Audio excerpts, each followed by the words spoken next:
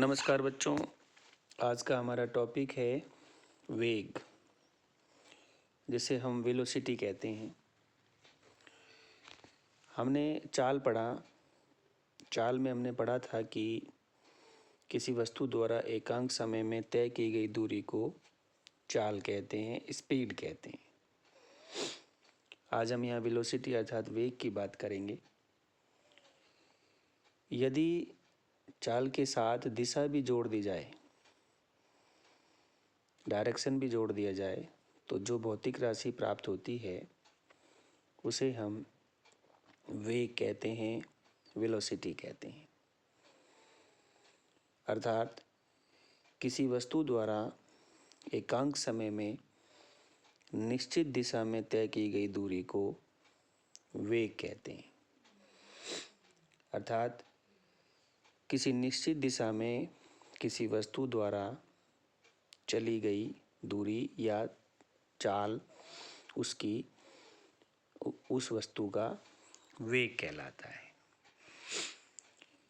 तो यहाँ पर सबसे पहले वेग की परिभाषा को हम दे सकते हैं कि किसी वस्तु द्वारा एकांक समय में तय की गई दूरी, निश्चित दिशा में तय की गई दूरी को हम वेग कहते हैं। वेग की जो यूनिट है वो मीटर पर सेकंड या किलोमीटर पर आवर होती है।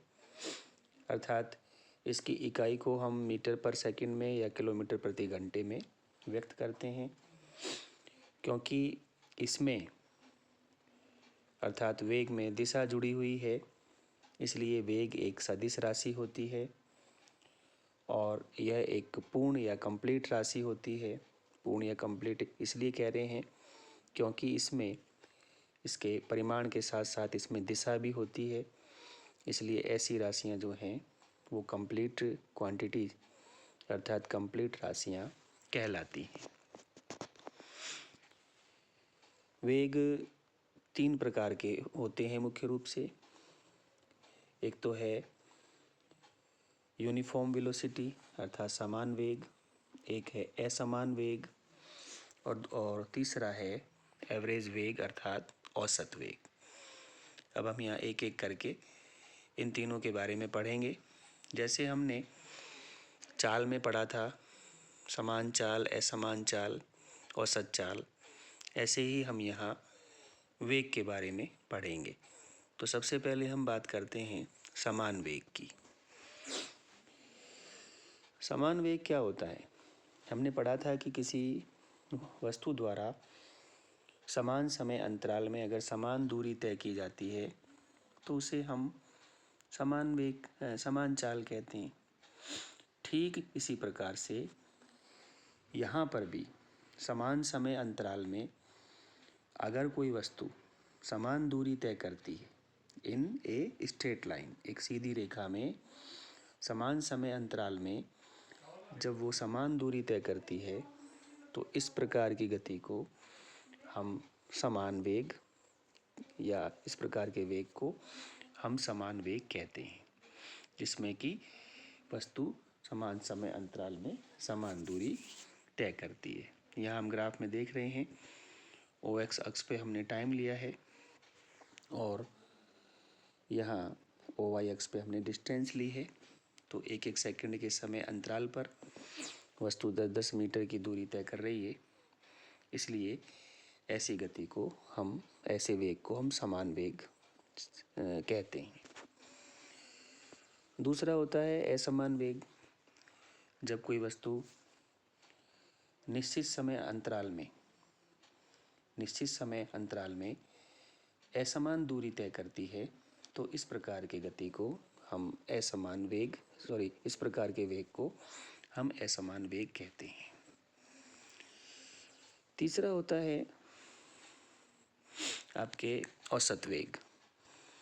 औसत वेग को समझने के लिए हमें यहाँ पहले तो प्रारंभिक वेग और अंतिम वेग को समझना होगा।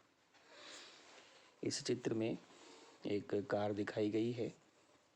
ये कार प्रारंभ में स्थिर अवस्था में है, रेस्ट अवस्था में है, अतः इसका जो वेग है वो अभी 0 है, 0 है।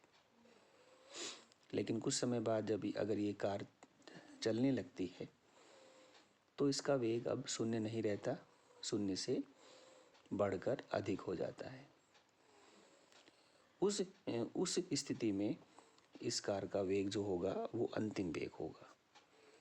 जैसे मान लीजिए किसी समय कार 2 मीटर पर सेकंड के हिसाब से चल रही है और कुछ सेकंड पश्चात उसका कार का वेग बढ़कर 5 मीटर पर सेकंड हो जाता है। तो यहाँ पे 2 मीटर क्या है, वो उसका प्रारंभिक वेग है कार का, और 5 मीटर क्या है पर सेकंड क्या है, वो उसका अंतिम वेग है। तो प्रारंभिक वेग को हम u से व्यक्त करते हैं और अंतिम वेग को हम v से व्यक्त करते हैं। तो जब भी कोई वस्तु गति करती है तो उसके प्रारंभिक वेग और अंतिम वेग की मान की सहायता से हम उसका जो औसत वेग है, एवरेज वेलोसिटी है, वो हम ज्ञात कर सकते हैं। औसत वेग का क्या मतलब होता है कि औसत वेग का मतलब है कि प्रारंभिक वेग और अंतिम वेग का योग में अगर हम उसको 2 से डिवाइड कर दें तो हमें उस वस्तु का औसत वेग ज्ञात हो जाएगा। अर्थात जैसे यहाँ पे एग्जाम्पल दिया हुआ है कि AV का मतलब एवरेज वेलोसिटी बराबर होती है u, अर्थात प्रारंभिक वेग प्लस v अर्थात अंतिम वेग बाई 2, क्योंकि औसत का मान होता है राशियों का योग बटे राशियों की संख्या। तो यहाँ हमने प्रारंभिक वेग और अंतिम वेग को जोड़कर अगर हम 2 का भाग दे दें तो उसका हम औसत वेग यहाँ पर ज्ञात कर सकते हैं। तो ये होता है वेग, उसका मात्रक और उसके प्रकार। धन्यवाद।